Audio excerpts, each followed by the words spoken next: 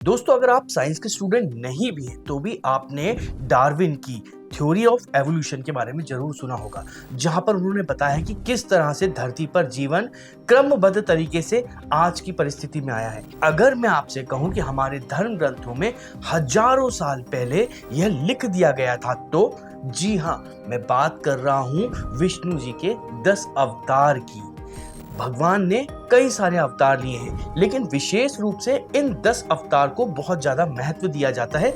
ऐसा क्यों? क्योंकि इसके पीछे धरती पर क्रमबद्ध तरीके से जीव कैसे इवॉल्व हुए हैं वह साफ पता चलता है। तो वीडियो को हम शुरू करते हैं। भगवान विष्णु का पहला अवतार है मत्स्य अवतार। अगर आप डार्विन की थ्योरी देखेंगे तो उसमें भी वह साफ साफ कहते हैं कि जीव सबसे पहले समुद्र के अंदर पैदा हुए थे और ये एक मछली की तरह हुआ करते थे। वहीं जब हम विष्णु जी के दूसरे अवतार की बात करते हैं तो वह कछुए का अवतार है। मतलब ऐसा जीव जो कि समुद्र से बाहर निकला है, लेकिन अभी भी वह समुद्र से जुड़ा हुआ है। उसे कुछ कुछ समय में समुद्र पे जाने की आवश्यकता पड़ती थी। उसी तरह से जो थ्योरी है एवोल्यूशन की, वह भी यही कहती है कि जीव सबसे पहले समुद्र से बाहर निकला था, लेकिन वह पूरी तरह से समुद्र से नहीं कट पाया था और वह उसको बार बार समुद्र में जाना पड़ता था। यहाँ पर जो जीव उत्पन्न हुए थे वह समुद्र के किनारे पे ही उत्पन्न हुए थे। तो वहीं अगर हम विष्णु जी के तीसरे अवतार को देखते हैं तो वह है वराह अवतार। मतलब एक ऐसा जीव जो कि कीचड़ में रहता है, जिसको कीचड़नुमा चीजें मतलब नमी वाली जगह ज्यादा पसंद है। अगर हम देखें कि एवोल्यूशन में जब आगे बढ़ा होगा तो वह धरती पर रहने लगा होगा, लेकिन फिर भी वह समुद्र से जुड़ा हुआ था, तो उसको नम जगह या कीचड़ वाली जगह ज्यादा पसंद आती होंगी।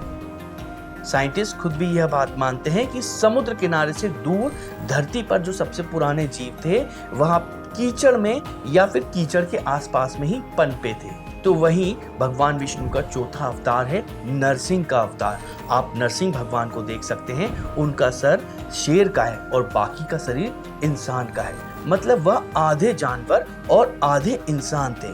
तो वैसे ही जब एवोल्यूशन हुआ होगा और जीव मनुष्य में बदल रहे होंगे, तो बीच में एक समय ऐसा माना जाता है जब वह या तो पूरी तरह से मनुष्य भी नहीं था और पूरी तरह से जानवर भी नहीं था। तो आप हमारे नरसिंह अवतार को देख सकते हैं, वह भी इसी तरह से है और वह भी इसी क्रम को ही बताने की कोशिश कर रहे हैं। वीडियो में आगे बढ़ने से पहले हम आपको बता दें कि अब YouTube का एल्गोरिदम कुछ इस तरह से काम करता है कि अगर आप इस वीडियो को लाइक करेंगे और कमेंट करेंगे तो ही YouTube इस वीडियो को और लोगों तक भेजेगा। और अगर आप चाहते हैं कि YouTube हमारे धर्म की बात और लोगों तक पहुंचाए तो आप इस वीडियो को लाइक और कमेंट जरूर करते हैं। तो वीडियो में आगे बढ़ते हैं। तो वहीं उसके बाद में विष्णु जी के 5वें अवतार होते हैं वामन अवतार। वामन अवतार के बारे में जब आप पढ़ेंगे तो आपको पता चलेगा कि ये नाटे शरीर के थे और इनका शरीर उतना ज्यादा अच्छा नहीं था, डील डोल था। तो आप कह सकते हैं कि जो आदि मानव हुआ करते थे उनका जिस तरह से शरीर हुआ करता था, जो आदिम लोग हुआ करते थे, ये उन्हीं से ही मिलता जुलता बताना चाह रहे हैं। अब हम आगे बढ़ते हैं। इसके बाद में होता है परशुराम जी का अवतार। यह छठा अवतार है। परशुराम जी मनुष्य तो हैं, लेकिन वह अपने क्रोध पे नियंत्रण नहीं कर पाते हैं, वह बहुत ज्यादा आक्रामक है। वैसे ही जब मनुष्य धीरे धीरे आगे बढ़ा होगा और उसने सभ्यताएं बनाई होंगी, तो आप इतिहास में देख सकते हैं कि वह बहुत ज्यादा गुस्सेल स्वभाव का था। वह शिकार करता था और छोटी छोटी बातों पे ही लड़ाई झगड़े कर लिया करता था। वहां पर युद्ध एक आम बात हुआ करती थी। कबीलों के बीच में युद्ध होना बहुत ही नॉर्मल स्थिति हमको देखने को मिलती है। जब भी पुरातन विभाग के लोग कोई खोज करते हैं पुरानी जनजाति की, तो वहां पर युद्ध में मरे हुए लोगों की हड्डियां और हथियार ही मिलते हैं। ये कहीं ना कहीं हमारे परशुराम जी से जुड़ा हुआ हमको महसूस होता है। अब अगर हम 7वें अवतार की बात करें तो 7वां अवतार भगवान विष्णु का श्री राम के रूप में है। श्री राम जी पुरुषोत्तम है, मतलब पुरुषों में सबसे उत्तम है। वह नैतिकता पे चलते हैं और आदर्श स्थिति पर ही कार्य करते हैं। उन्होंने इस पूरी सृष्टि में आदर्श को स्थापित करा है।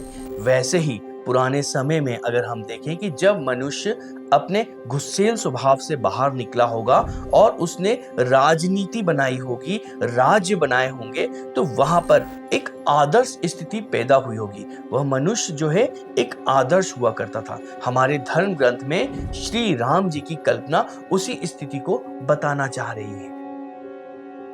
अब 8वें अवतार के रूप में भगवान विष्णु कृष्ण के रूप में जन्म लेते हैं।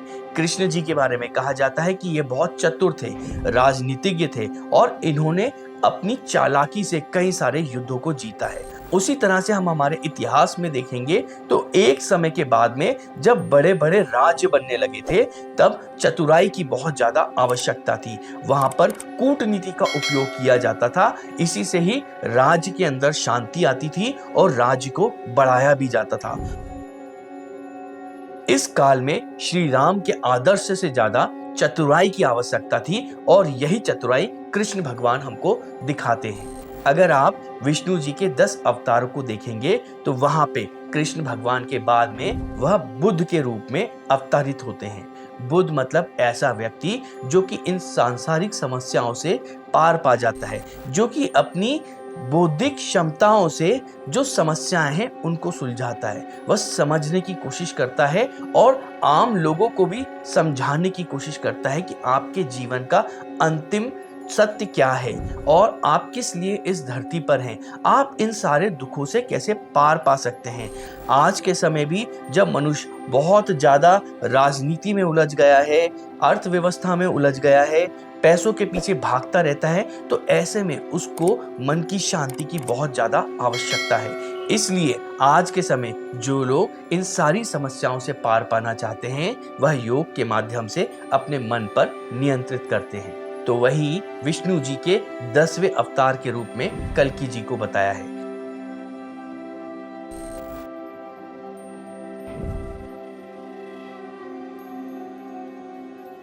कल्कि अवतार अभी तक नहीं हुआ है और ऐसा माना जाता है कि इस कलयुग के अंत में जब पाप बहुत ज्यादा बढ़ जाएगा तब कल्कि अवतार लेंगे। वैसे ही अगर हम देखें तो आज के समय जो संसार है वह बहुत ज्यादा डेवलप तो होता जा रहा है, लेकिन उसके साथ साथ में कई सारी नैतिकताएं खत्म होती जा रही हैं, पॉल्यूशन बढ़ता जा रहा है। इस हिसाब से एक समय ऐसा आएगा कि जब धरती रहने लायक नहीं बचेगी। यहाँ पे लोग बाग बहुत ज्यादा भ्रष्ट हो जाएंगे, एक दूसरों को मारने लगेंगे।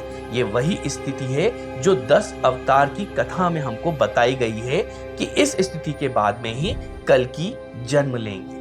तो हमने आपको यहाँ पर बताया कि भगवान विष्णु के 10 अवतार किस तरह से डार्विन की थ्योरी ऑफ एवोल्यूशन को ही बताती है। अगर यह वीडियो आपको पसंद आया हो तो इसको लाइक करें, अपने साथियों के साथ में शेयर करें और इसके साथ में हमारे चैनल को सब्सक्राइब जरूर करें, क्योंकि इससे हमें धर्म प्रचार में प्रोत्साहन मिलता है।